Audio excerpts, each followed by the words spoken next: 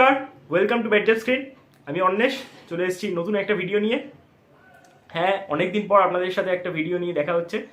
প্রায় এক মাসের কাছাকাছি আপনাদের সাথে কোনো যোগাযোগ বা দেখা সাক্ষাৎ নেই, কারণ অনেকদিন কোনো ভিডিও দিইনি বা লাইভেও আসা হয়নি। মাঝখানে এক মাস প্রায় ইন্টারন্যাশনাল ব্রেক ছিল, তার আগে ইস্টবেঙ্গলের পারফরমেন্স যথেষ্ট ডাউন ছিল, সেই কারণেও আসা হয়নি। তবে আজকে চলে এলাম কারণ একটা গুরুত্বপূর্ণ আপডেট রয়েছে এবং সেই আপডেটটা ট্রান্সফার আপডেট।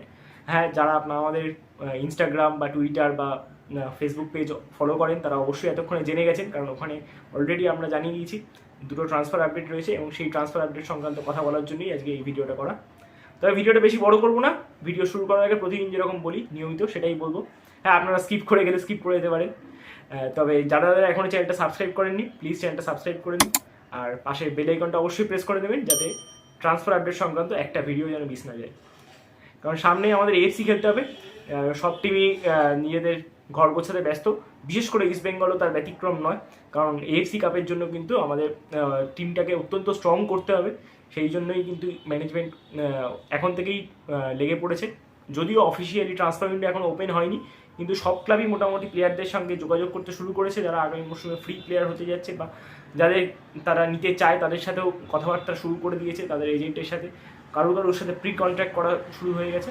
এবং সেক্ষেত্রেই দুটো নাম নিয়ে আজকের ভিডিও করব। প্রথম নাম আপনারা সবাই জানেন, যেটা নিয়ে মানে তোলপাড় ফেসবুক জুড়ে, সেটা হচ্ছে মাধি তালাল। এই মাধি তালাল বর্তমানে পাঞ্জাব এফসির হয়ে খেলছেন এবং পাঞ্জাব এফসির একজন ক্রিয়েটিভ মিডফিল্ডার। পাঞ্জাব এফসি এই বছরই আইএসএলে প্রমোটেড হয়েছে এবং প্রমোশনের পরেই কিন্তু টপ সিক্সের লড়াইয়ে কিন্তু প্রবলভাবে রয়েছে এবং এই টপ সিক্সের লড়াইয়ে প্রবলভাবে থাকার পিছনে কিন্তু যে অন্যতম কাণ্ডারি সে হচ্ছে কিন্তু এই তালাল। এই মাধি তালালের স্ট্যাট সম্পর্কে আপনাদের কিছুটা বলি, কারণ মাধি তালাল এই মরশুমে 20টা ম্যাচ খেলেছে, 20টা ম্যাচের মধ্যে কিন্তু তার 5টা গোল এবং 8টা অ্যাসিস্ট রয়েছে। তিনি ক্রিয়েটিভ মিডফিল্ডার পজিশনে মেনলি খেলেন এবং ক্রিয়েটিভ মিডফিল্ড পজিশনে থেকে কিন্তু এই স্ট্যাট যথেষ্ট মানে আকর্ষণীয় একটা স্ট্যাট। এবং সেই প্লেয়ারের কোয়ালিটি কতটা সেটা কিন্তু এই স্ট্যাট থেকেই বোঝা যাচ্ছে।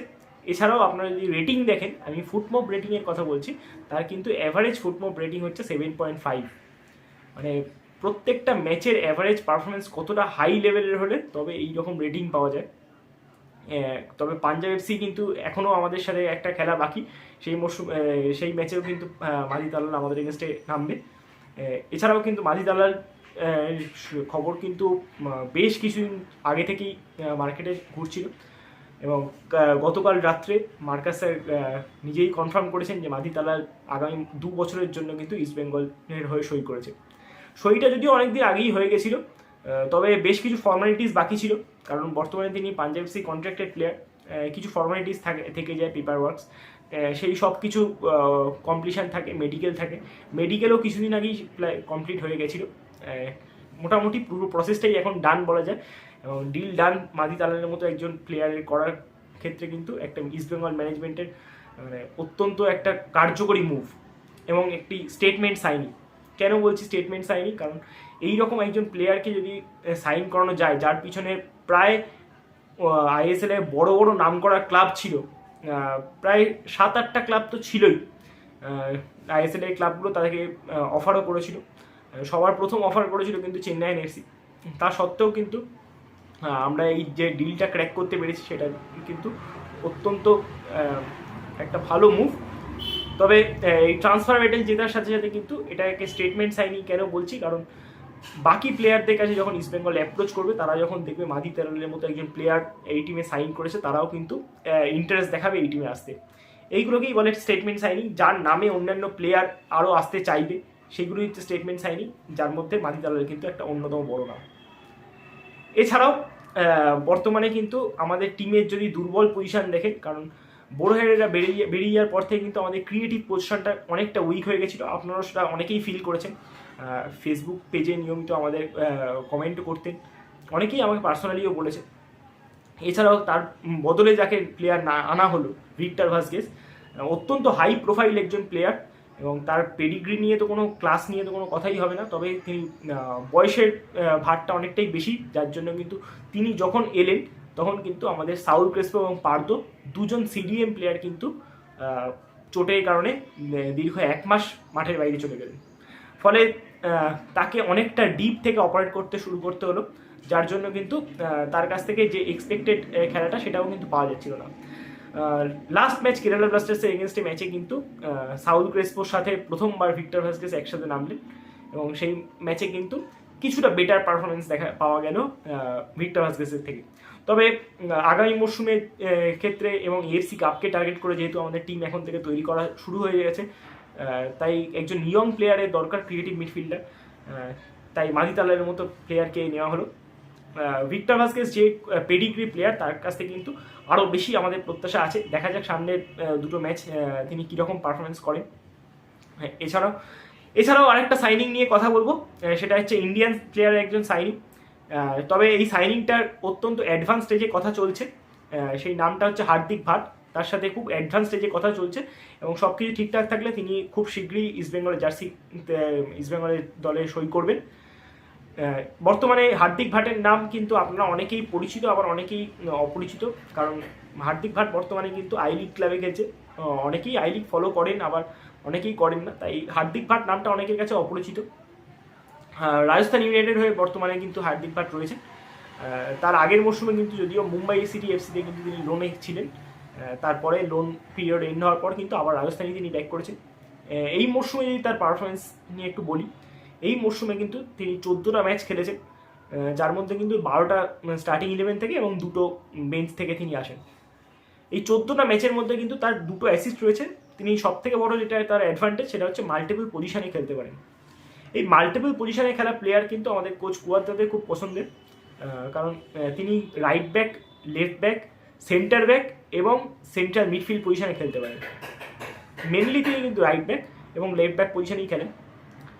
এই হার্দিক ভাটের যদি একটা আপনারা দেখেন, হার্দিক ভাট কিন্তু একটা কোয়ালিটি একজন প্লেয়ার, মোটামুটি রিজার্ভ বেঞ্চের পক্ষে যথেষ্ট ভালো একটা দিক সাইনিং। তবে আমাদের যদি ইন্ডিয়ান সাইনিং কোন কোন পজিশনে লাগবেন সেটা দেখতে হয়, সেটা হচ্ছে আমার মতে একজন ফার্স্ট চয়েস রাইট ব্যাক, একজন ফার্স্ট চয়েস লেফট ব্যাক, একজন ফার্স্ট চয়েস সেন্টার ব্যাক লাগবে এবং একজন ফার্স্ট চয়েস সিডিএম বা সিএম প্লেয়ার লাগবে। আপনারা যদি দেখেন এই টিমের সব থেকে উইক লিঙ্ক হচ্ছে আমাদের দুটো সাইড ব্যাক, ওই জন্য ফার্স্ট চয়েস সাইড ব্যাক থাকা কিন্তু খুব দরকার। ফার্স্ট চয়েস সাইড ব্যাক থাকলে আমাদের ডিফেন্সটা আরও বেশি স্ট্রং হবে এবং সাইড ব্যাকদের ভুলে কিন্তু এবারেও আমরা বেশ কিছু গোল কনসিড করেছি। এবং একজন ফার্স্ট চয়েস সেন্টার ব্যাকের কথা কেন বললাম, কারণ লালচুংডুঙ্গার পারফরমেন্স কিন্তু ধারাবাহিক নয়, মাঝে মাঝে খুব ভালো খেলেন, মাঝে মাঝে তার পারফরমেন্স কিন্তু ডাউনফল হয়।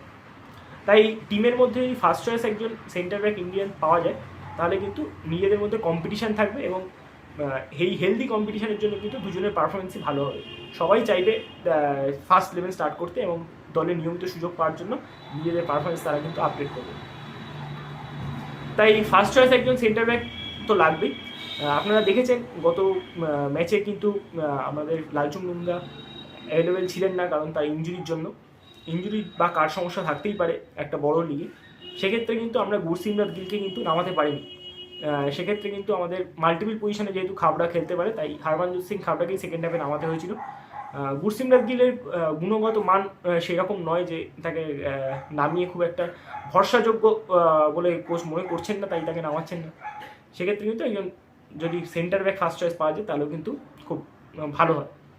আপনারা জানাবেন এই হার্দিক ভাট যদি সাইনিংটা কমপ্লিট হয়, তাহলে অবশ্যই আমরা আরেকটা ভিডিও নিয়ে বলে দেবো যে সাইনিংটা কমপ্লিট হয়েছে, বা সেরকম কোনো যদি জরুরি আপডেট থাকে তাহলে আমাদের অবশ্যই ফেসবুক, ইনস্টাগ্রাম বা টুইটার পেজ ফলো রাখবেন, সেখানেও আপডেট পেয়ে যাবেন। এই সাইনিংটা হলে কতটা টিমের পক্ষে ভালো হয়, কেমন প্লেয়ার হার্দিক ভাট, আপনারা অবশ্যই কমেন্ট বক্সে জানাবেন। আর এবং কোন কোন পজিশনে আর প্লেয়ার লাগবে বা কোন কোন প্লেয়ারকে নিলে ভালো হয়, আপনারা অনেকেই আই লিগ খুব ভালো ফলো করেন, আপনারা সেগুলোও জানাতে পারেন কমেন্ট বক্সে। দেখা যাবে আপনার সাথে আমাদের মতামত কতটা মিলছে। তাই আজকে আর ভিডিওটা বেশি বড় করবো না। যদি ভিডিওটা ভালো লাগে তাহলে লাইক করবেন, কমেন্ট করবেন, শেয়ার করবেন। আর যারা যারা এখনও চ্যানেলটা সাবস্ক্রাইব করেননি, প্লিজ চ্যানেলটা সাবস্ক্রাইব করে দেবেন। আর পাশে বেল আইকনটা কিন্তু অবশ্যই প্রেস করে রাখবেন, তাহলে রেগুলার নোটিফিকেশনটা পেয়ে যাবেন। আজকের মতো এইটুকুই, দেখা হবে অন্য কোনো ভিডিওয়ে। আজকের মতো টাটা, জয় ইস্ট বেঙ্গল।